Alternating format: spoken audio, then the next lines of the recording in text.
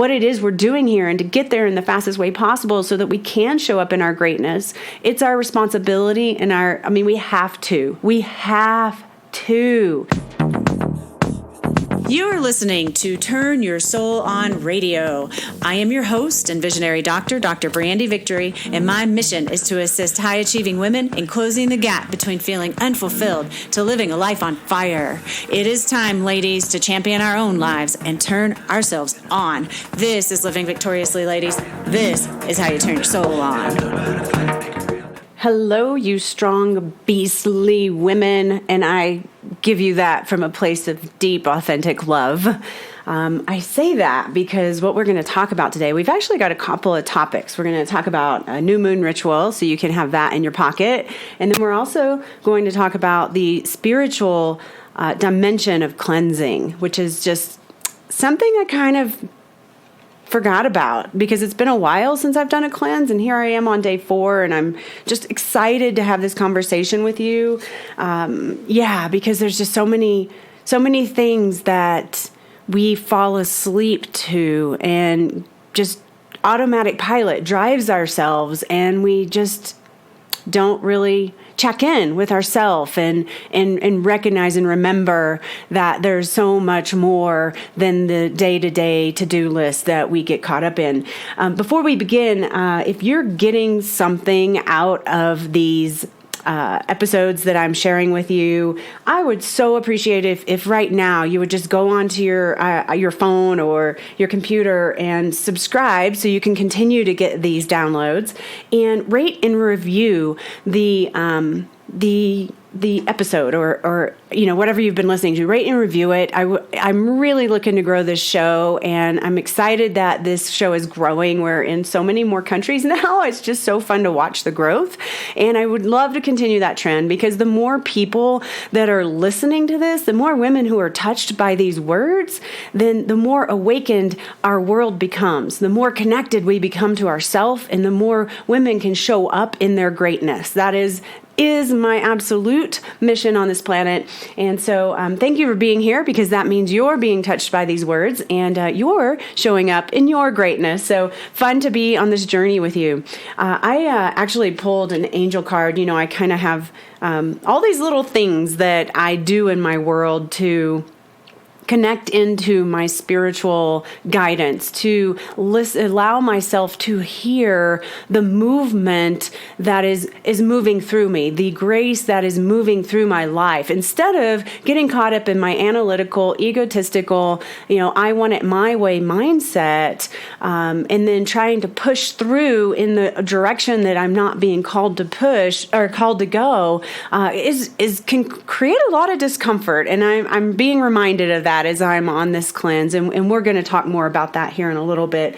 But the angel card, I pulled an angel card because we're coming up on a new moon, and I thought, well, what card would speak to, I'm asking the cards, what would speak to my women and myself, of course, but what would speak to my women at this very moment in time for the new moon that's coming up. So so that you can hold this for this intentional moment and throughout the month, since this is a new beginning.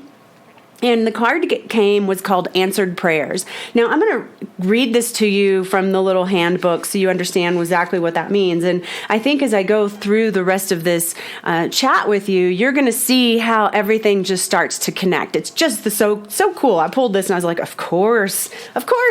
All right, so Answered Prayer. It's so beautiful. It's got an angel on the card, and she's got her hands folded in like prayer, and she's looking up at the sky, and she's got these big, beautiful wings. And the card meaning is, fear not, beloved one, your prayers have been heard and answered. All of your prayers are always answered. Sometimes you may not feel this way because the answer comes in unexpected ways. Perhaps you receive an intuitive feeling, or a new opportunity appears, or a book falls off the shelf. The angels answer our prayers very often by giving us ideas or information in these everyday ways. By drawing this card, the angels request that you be extra observant. Notice everything that you hear, say, think, and feel. Be especially alert to help that comes to you, and be sure to accept that help You do deserve this assistance, and many times God enlists people to act as earth angels who bring you answers to your prayers. I believe that we're all earth angels, and every single person who comes into my field offers me an opportunity for growth and guidance. So, this is just so apropos, because answered prayers really aligns with our new moon that's happening here. We've got a new moon, and our new moon's in Aquarius, and basically, it's the way the alignment of the planets are happening, without getting into the craziness of it all, it's an opportunity. So as a new moon, it's a beginning of a new cycle. So there's this opportunity for growth, potential. It's the moment where we plant seeds. It's the darkness where the seeds germinate, because it's dark when there's a new moon. It's in the planets are aligned in such a way that it's a new moon that enhances communication, good luck, good news, optimism, happiness, satisfaction, and it's very supportive what we're stepping into. And we just passed an eclipse, so having a new moon after an eclipse gives us basically the green light to move forward in our life or with our plans. Now, the next full moon coming up on February 17th, so the new moon will actually be Monday. So if you want to do a little ceremony, this ritual I'm going to share with you, you may want to do that like Sunday night or Monday morning, whatever fits your schedule. But I like to plan these things out, and usually I plan these out with another person. That way it makes it a lot of fun. And when we're sharing this with community, then I feel like it really empowers things. So if you have some girlfriends that you can pull together, or a boyfriend who will play with you in this way, do it. And if you don't, it's okay. Just go through the rituals yourself, feel into it, like really allow it to land inside yourself. And then if you can, talk about what your intentions are with other people throughout the month. That way it stays alive for you. Okay, so the next full moon is in Virgo, and Virgo is a very detail-oriented strategizer. He likes plans. It's like boom. And then shortly after that, we have Mercury in retrograde. That's going to be coming up at the beginning of March. So this whole series of things that are happening, it's like right now is this great opportunity to discover what it is and receive the guidance and allow ourselves to strategize and plan, like, okay, what is it that I really intend, and what is it that I want to create over the next 30 days, and then allow ourselves to be in the flow of that good luck and the happiness and the satisfaction of moving forward in our life. And then as the next full moon comes, like in the middle of February, then the details will like all come into like alignment. So we'll be like, oh, this is exactly how we're going to get there. This is what we're doing. This is how we're going to get there. We're figuring out what we're doing now, and then how we get there will reveal itself.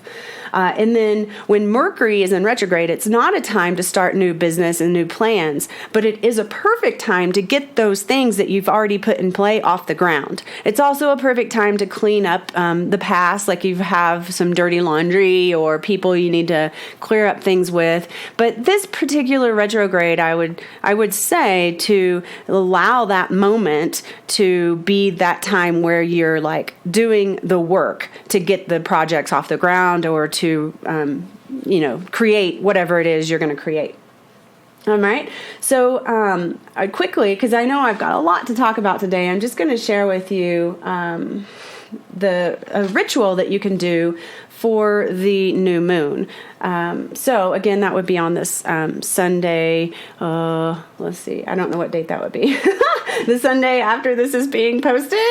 Let's see. I don't even know the date today. Okay, yes, February 1st, and it's Friday. So the ritual would be done on Sunday the 3rd or Monday morning the 4th, okay? The moon becomes full at around 1 o'clock on Monday in the afternoon. So anyway, you can do it whenever you want to do it, but if you want to make a plan for it, there you go. And what you're going to do is you're going to, I would say, get your journal, get a pen, get a candle, Maybe even get yourself a special stone. I have a whole collection of stones. I'll just pull a stone. I actually already pulled a stone, and it's called Amazonite.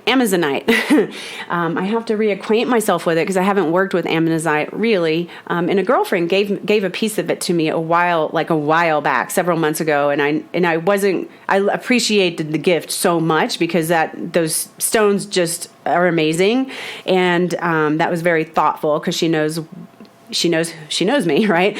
And I just wasn't called to work with that stone in that moment, so I put the stone in my collection, and now I'm called back. Amazonite sounds pretty powerful though, so I'm really excited to bring that forth in my spiritual work this next month. So get your journal out, and what you're going to do is you are going to just write down your intentions. What is it you would like to create over the next 30 days? And check in with the different areas of your life. Check in with business, check in with relationships, check in with work. Business and work may be the same for you. Check in with your creativity, check in with your self-care. Maybe you want to start a sensual dance class. I love that class. By the way, I'm going to be interviewing Allie, the leader of that class, here in the Boulder area pretty soon. So, oh my gosh, look forward to that. Maybe you want to start, a fitness plan or an exercise plan, or maybe you want to start painting or doing something creative, quilting or whatever. So write down your intentions. And then what you want to do is you want to read them aloud. If you're doing this with other people, certainly sharing this with other people is great. Even if you're not, if you're on your own doing this ritual on your own, read them aloud.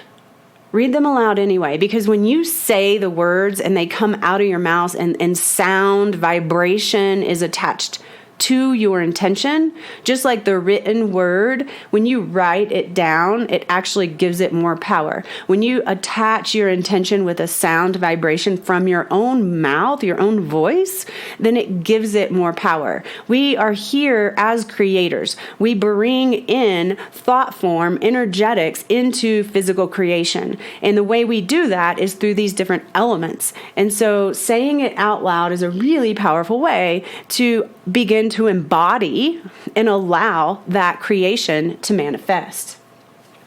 So as you're saying it aloud, you can, if you're saying it aloud with your friends, you may not want to close your eyes and feel into it. You may want to. It's up to you. Or if you're doing this alone, this will probably be real easy. But regardless, and when you're reading them aloud, I want you to just really feel, maybe close your eyes and feel the vibration of your words. Feel the vibration of the experience that you're creating. Feel the vibration in your whole entire body as if you know exactly what it feels like when you reach that manifestation point, when it comes into creation. And you already do know what it feels like. Know that and feel into that. And you can even imagine, how is it that you walk when you are in this space? How is it that you talk? How is it that you show up? How is it that you dress? What is your lifestyle like? Are you going to bed at a specific time? Are you getting up at a specific time? Are you eating certain kinds of food? Are you hanging out with certain kinds of people? Are you making a certain kind of amount of money? Really get into the feeling and the vibration and feel the vibration. We are vibrational beings, and creation, a physical manifestation creates from vibration. So you're just really setting the intention to allow this creation to reveal itself in the next 30 days. All right. The other thing you can do while you're doing this is you can ask for it to be revealed what may be getting in your way and how to move beyond that block. Now, if you're in circle with a lot of other women or another person, you can have everyone hold space and do an intuitive question on you. So everyone holds space and questions their own higher self or their guidance. What is in this person's way? What is in your way? And how can you move beyond it? And so when I was studying with Art Running Berries, a Native American Apache, the shaman, my teacher, we did this all the time. We would sit in circle and one person would get in the middle and the person in the middle would ask a question like, I'm having this problem or this issue, or I want to create this thing, and everybody would do an intuitive read. So we all have this power to do this. All you have to do is close your eyes and ask, and it will be revealed. You may hear words, you may get pictures, and the pictures may not make any sense. That was the biggest hurdle I think most people had to get over. So whatever comes is right, because that's how you receive your guidance, and you don't have to figure it out. So you just go in, you ask the question, what is in this person's way of achieving this now, and how can she move beyond that block? And, maybe one person gets a picture of a boat on a choppy ocean. Maybe another person gets a picture of a giraffe having to reach up to get leaves off a tree. And each of those visions has a story, and you can continue to ask, what does that mean? And you can get yeses and nos. And as women here, we are so connected to our intuition. We just forget that we're able to get this information on a day-to-day basis. So you don't have to be trained to do this. You're doing this anyway. It's just a matter of shifting your intention and your observation to allowing this information in. So once you've gotten the information, even if you're doing this on your own, ladies, of course, it's like prayer work or meditation. You go in, you ask a question, and you get information. So just you're finding out what may be in your way and how you can move beyond the block. And then another technique that is really fun to use is you can just close your eyes and you can see your path. So you're standing here, and then there's a path in front of you to your destination, to your creation. And then as you're looking at your path, look at it and notice, is it wide? Is it skinny? Is it narrow? Is it jumbled up with obstacles? Is it the grass really tall growing in front of you and you can't really see your path? Are there boulders in your way? Are there walls that are built? And then if you see any of this stuff, again, this is more of the shaman work that I learned with my teacher. If you see stuff in your path, like can you tear it down? Can you disintegrate it? Can you just use what I call your magic eraser and erase it out of your space? Can you open the path? Can you cut down the grass? Can you tear the wall down? Can you go around it? So there's ways to look at and really tune into your own subconscious, and it will reveal to you what may be in your way. And it will also reveal to you what you may need to do to get around it. Maybe it's as easy as using your magic eraser, but maybe when you're asking this question, a particular person pops in that you haven't cleared up a mess with, and that might mean you need to clear that mess up before you can move forward on this path. Regardless, whatever it is, let it be what it is, and be willing to follow the guidance, and then do that. Take a little note and check in on this path. I like to clear my path off until it's very wide. Traditionally, maybe actually 100% of the time, I don't know. I don't really take notes on these. I look at my path, and it's a dirt path, and it's really wide, and there's beautiful bright green grass on the edges. And I'll find obstacles all the time on there. I just have to figure out how to get them off my path. And when the path is cleared on an energetic level, on our spiritual level, on our vision, then it's so much easier to get from here to there. And we can go without having the bumps in the roads and the obstacles that show up in life. This is intention setting at its finest, and I would just love to hear from you if you're using these practices and how it's going for you. Or if you have questions around it, please reach out. I'm happy to walk you through some of this stuff. I can actually hold your hand and guide you through these kinds of practices until you get them, until you're like solid and being able to do it on your own. It's not a hard thing to do. It's just we're not taught this stuff as children in our society, with the media and all the crap that's going around in our politics and bullshit and medication and anyway, it's really bad. So we're not taught this stuff. And in order for us to wake ourselves up, to become aware of what it is we're doing here and to get there in the fastest way possible so that we can show up in our greatness, it's our responsibility and we have to too, so we don't continue to allow ourselves to drown in the autopilot story that we keep living out. So once you get into this place where you've cleared your path and you're feeling really good about that, see yourself attaining your goal. Like, see yourself walking down that path and reaching the destination and celebrating, like with a big party or balloons or whatever, crossing the finish line and tearing it down. See yourself getting there and feel how good it feels to achieve that. Feel the vibration through every single cell of your body. And then when you're in this heightened state, light your candle. And when you light your candle, you're lighting your intention into existence. You're lighting up your path. And then close your eyes and be grateful. Feel, be, allow, love. Yeah, and then snuff out your candle. So I don't even know where I got this. It might have been from Feng Shui, but so most of us are blowing out candles. And there's energetically, blowing out the candle can blow out the light. So what we want to do is we want to just use like a candle snuffer and just snuff it so that we're not blowing out the light. I guess you could be snuffing out the light. I don't know. I just tend to do that. And then light your candle every single evening for the next month to remind yourself of your creation and thank it for lighting your path.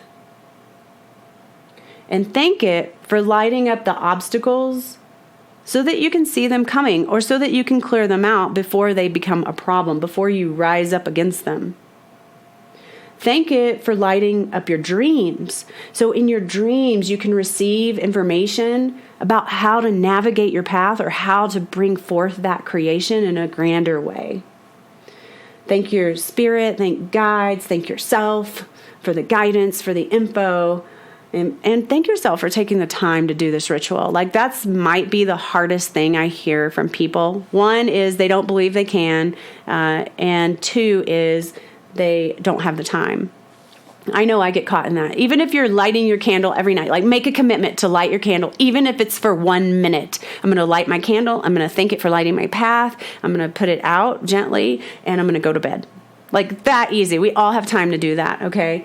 So anyway, there's your ritual for the new moon in February, first new moon. And if you want to share with me, I would love to hear what your intentions are. You can actually share that on the private Facebook group, Turn Your Soul On Radio, or Turn Your Soul On Facebook group, excuse me.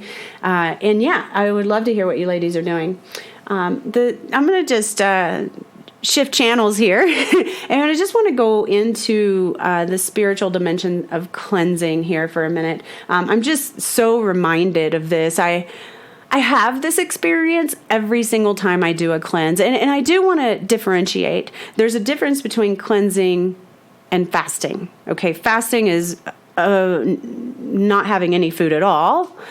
Cleansing, I am actually eating food. They're just foods that are perpetuating the detoxification pathways in my body, so I can just release and improve the function of my kidneys, my lungs, my skin, my liver, my gallbladder, my colon, my digestive system. So all of that is like being enhanced right now, all at the same time, and it's moving stuff out, like seriously moving stuff out. And I always tell people that I forgot kind of that it's moving stuff out on a physical level. And it's moving stuff out on an energetic, emotional, and spiritual level. Like it hits everything. And it's really easy for us to just get comfortable in our lives. That's where I guess I've been for a while. I've been really comfortable in my life, having a little bit of this and a little bit of that is not a big deal. Like a little pizza every once in a while hasn't been a big deal for me. Having a little bit of cereal every once in a while hasn't been a big deal for me. It was when I got sick and I started consuming those things voraciously that it became a problem. I could feel myself just going down. And the thing is, and I did a Facebook Live about this, the thing is, when you get sick, like when I came down with the flu, it interferes with dopamine, and dopamine is our feel-good neurotransmitter. And so dopamine gets suppressed or not used or unable to be absorbed. I'm not sure exactly how that works, but it interferes with dopamine. So I have less availability of the feel-good neurotransmitter. So I do things that feel good, that enhance dopamine. So like eat food, carbohydrates, sugar, pizza, and then I feel better for a short minute of time because I get a hit of dopamine. Well, when you keep hitting yourself with dopamine becomes too high. And so all the cells in your body have little receptors on them. And there are some receptors in your body that are receptors for dopamine. And when there's too much dopamine, the body doesn't want to be able to receive that much dopamine. So it shuts down some of its receptors. And so essentially, I ate the food, got a dopamine hit, did that over and over and over again to make myself feel better because I was feeling so crappy from the flu. And then the body down-regulated my dopamine receptors. So then every time I would eat or do something to get another hit, I could never get as high as I did the previous time because my dopamine receptors were getting less and less and less available. And if this is the same for drugs. Like drugs are exactly the same thing. So it's crazy because food addiction is real. And that was the name of the live if you want to go back and take a look at it. But essentially, I'm just telling you everything I said there. So the deal is, it's easy to get comfortable in our lives. But when I found myself in this place and it was just, I was over the flu, but still feeling very uncomfortable because my dopamine receptors and God knows what else was affected. I was feeling shitty. So that was my aha moment where I was like, okay, I've got to do something about this. Now, when we're doing something about this, I don't want to get a hold of myself. I always know I can go to this 10-day cleanse. And, my inkling is I may go a little bit longer than 10 days just with the way things are going because I'm really clear that I want to make sure that this isn't just a little yo-yo syndrome, that I want to maintain my commitment to my well-being. So I will evaluate how I'm going to move forward after 10 days, but I'll probably keep doing some of this. I am on day 4 and I'm still having some pain in my body and my hips. My headaches are lessening. I was waking up every day with a headache, and now yesterday I didn't have a headache at all, and today it was very minor. So I can feel things are improving, but I'm already on day 4. So I want to be like, I want to feel great before I end this thing. So it may go on longer than 10 days. But regardless, I've just implemented this 10-day cleanse, and this is what I do pretty much every time I do this. I implement this 10-day cleanse so that I can push myself out of my comfort zone, push myself out of all the stuff that I was doing in that moment before the cleanse that was creating my experience. Okay. So, how do we do spiritual work? How does that come along with cleansing? First of all, we pay attention. Whenever we're doing any kind of spiritual work, we're paying attention, regardless if you're doing like a meditation practice on a day-to-day. If you sit with meditation, regardless of how often you do it, you're sitting with attention on your thoughts. You're sitting with attention on your breath. You're sitting with your attention on stillness as much as possible. If you're doing a Kundalini yoga or any kind of yoga practice, your attention is on your alignment to your body, your alignment to something greater, your alignment to your world, right? These are all spiritual practices, and we are essentially, regardless of which path you're taking, you're paying attention. And how do we pay attention? We integrate a new pattern into our life so that we're taken out of our comfort zone and we're taken out of automatic pilot. So as I'm doing this cleanse, like I said, it affects every area of life. So yes, I've changed the way I eat, and I'm paying attention to my thoughts around food. So sometimes I get a thought about food, and really mine is about texture and smell more than anything. So I'm not hungry. I might hear somebody eating something chewy, and I'll be like, ooh, I want some of that. And I'll notice that in myself. I'll be like, do you want some of that?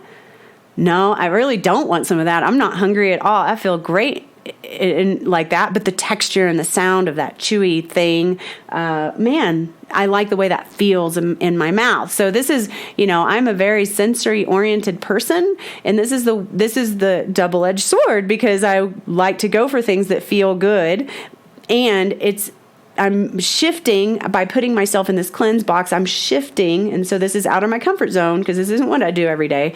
I'm shifting my awareness as to how these foods that I'm eating now are actually feel good foods. All right. So yeah, kale has texture. Onions have texture. Apples have texture. Grapefruit has texture. My green smoothie that I'm drinking right now has texture. Everything has texture. So can I enjoy the texture of what I'm eating, and the smell, and the obviously the taste, right? Everything I'm eating is fantastic. But that's the thing, is we're just put ourselves in these situations so that we're shifted out of our comfort zone, so that we have to pay attention to everything. It feels a little like, because I'm not just changing my food. I'm actually went to yoga, even though it was at the gym, because I have a gym membership, and I pretty much, with my schedule right now, I'm just finding it really challenging to have a consistent yoga practice. But we have yoga at my gym, and I'm not a fan of gym yoga by any means. But instead of going to the weight room, I went to the yoga room, and I did yoga and it was great. I enjoyed it. It was such a great change for me. So I'm changing the way I'm working out. I'm changing the way I'm doing my cardio. I'm changing the way I'm eating my food. I'm changing my schedule. I actually just sit down with my schedule and scheduled out free time in my schedule. I scheduled out, okay, when am I going to what time am I going to do my emails? Am I going to take care of my business? Am I going to take care of my patients? I scheduled all that out, because I found myself in this place of multitasking everything and not feeling like I have enough space to do all the things that I want to do. So I had to get really clear with myself, like, okay, I'm not going to be checking emails all day. I'm going to turn off my notifications so I don't get notified, because if I have it on my emails that I send out I check emails once a day, and I don't check them on Friday, Saturday, or Sunday. That's on all of my emails that go out to anyone who I email. And I've been finding myself constantly checking my emails, constantly checking Facebook, constantly pulling my attention out of whatever it is I'm supposed to be doing. So I'm going back to the system. I've done this before. I'm going back to the system of, you got 30 minutes to do emails. You got 30 minutes to do Facebook. You've got this chunk to do a blog, these 2 hours to do a newsletter. You've got these 2 hours to do this. So I've structured my schedule out so that it takes me out of my comfort zone. My comfort zone, even though it's been not that comfortable, has been multitasking and driving myself crazy. So if I'm going to change that, I've got to change how I show up. So I scheduled it all out, right? So again, it's just taking ourselves out of our comfort zone and out of automatic pilot. Automatic pilot for me was multitasking and driving myself crazy. Literally talking on the phone, writing an email, and cooking food all at the same time.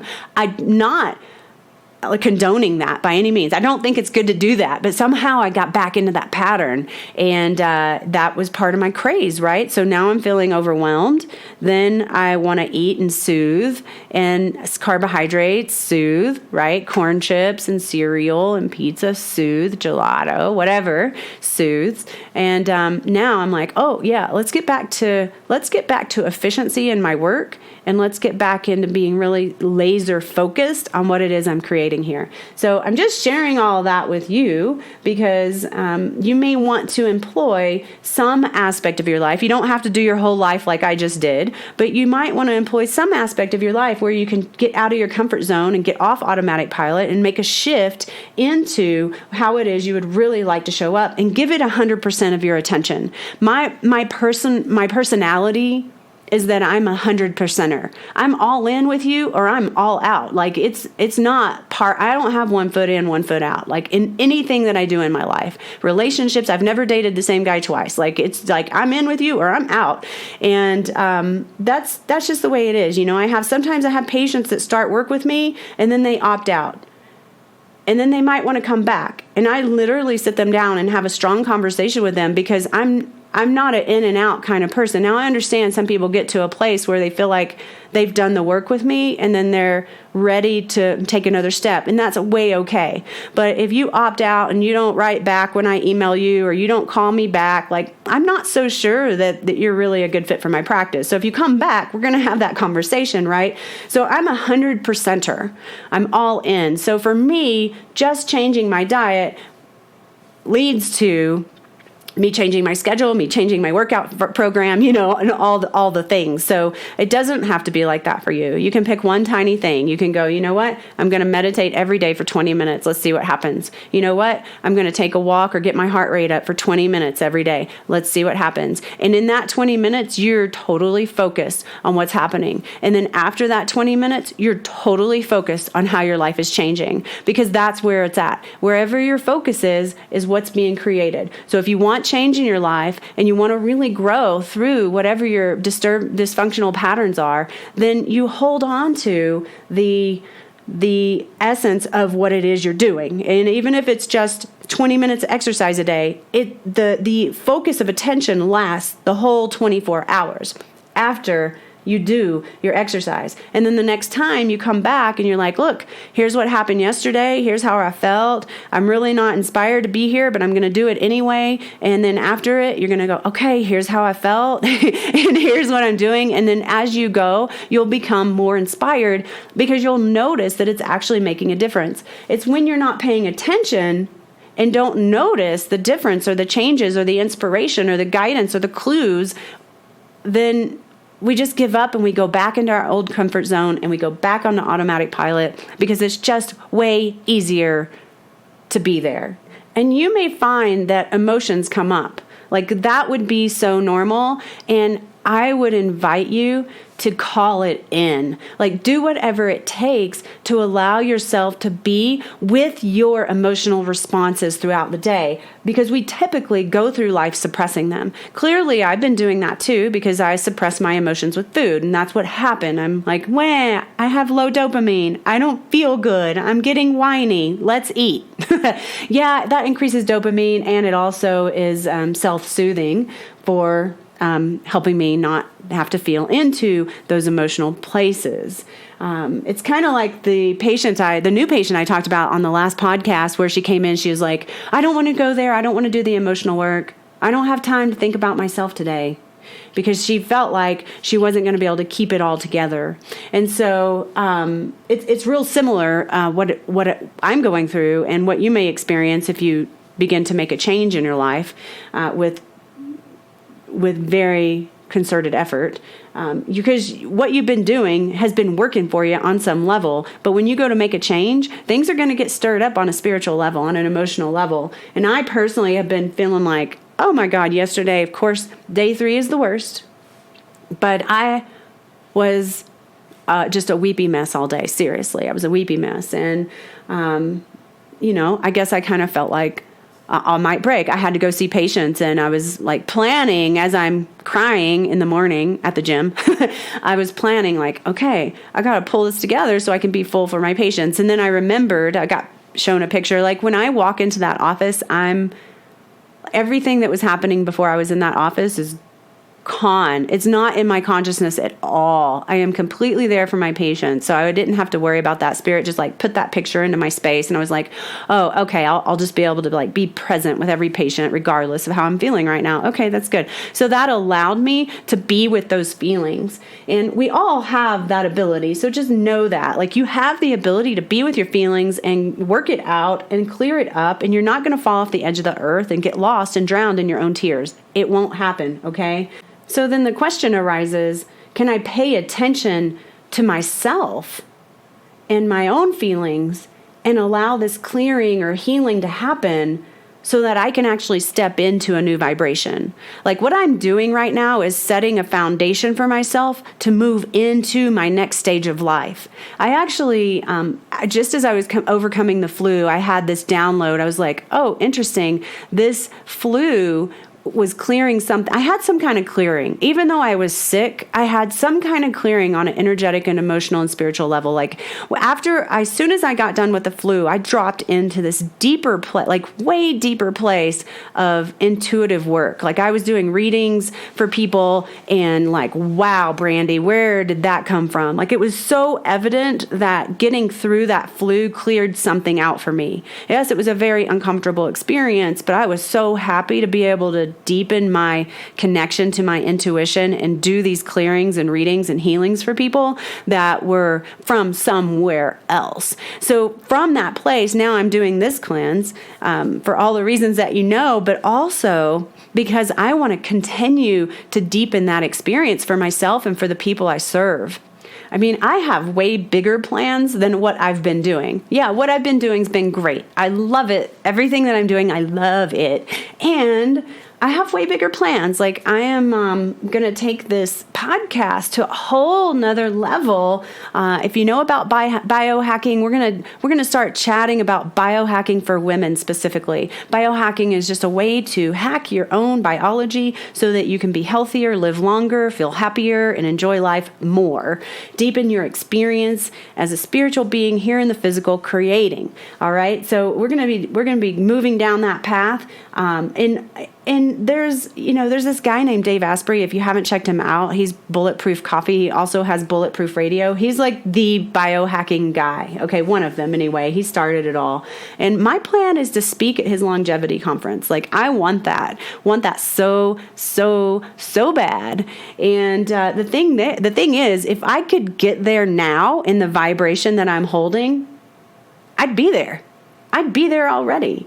But it's so clear to me that where I'm at right now isn't the vibration that's attracted or being attracted to the longevity conference, or I'd be there, right? So I've got to shift my vibration to grow into my next step. And this is my growth journey that I'm sharing with you. And I hope it helps you. I hope you just know that, we all have stuff that we're working on because we're in human form. So whatever you're working on is not a problem. You're not weak. You're not stupid. You're not worthless. You're not loved. All those stories that you may be telling yourself are bullshit stories. So just drop them and know that, yeah, we're all here working on our stuff. And just like you, I'm like, got a bigger vision and I want to step into that vision. So, if I'm going to step into that new vibration, I got to clean up my mess here that I've gotten myself into with processed food and emotional turmoil that I've been suppressing. So that's what I'm doing. I'm working through that stuff. So I'm very excited about that. The biggest problem I see is that, women come to me and they're like, oh, I want you to turn my soul on. I've actually heard that. And I've been like, wow, that's so cool. They're so into it. That's amazing. And other people that come to me, even if they don't say those words, that their essence says that. They're like, oh my gosh, I'm so ready for something more in my life. And what happens is they start down this path, and then it becomes challenging and it becomes uncomfortable and their buttons get pushed and they let go. They give up. They opt out. They let life get in the way. They make up stories around they don't have time or they don't have money. And then their own growth starts to lag and they stop the work. And I'm telling you, if it's a priority, you'll show up. When I gave my coach $3,000 for a 4-hour conversation, I showed up. It was a priority. I did not care. I was going to be there. It was so important to me. And trust me, I didn't have $3,000 in my pocket at that time to just give her. Like, I didn't. And I didn't know how I was going to manifest that. I cried and cried. I wanted to have this appointment with her so bad because it meant that much. And from that experience, from that commitment to her and to myself, I got catapulted into where I'm at now. I catapulted into this podcast. I catapulted into my online programs. I catapulted in a 4-hour conversation. And man, I'm still doing the work. I still have homework I haven't done from her. So, don't stop. Just bear witness to your own patterns and how you put up your own roadblocks to stay comfortable and like be vigilant on that. This is not an easy path. It takes a very strong woman to stay in the fire. And the expansion of that is so worth it. The acceleration of your growth is so worth it.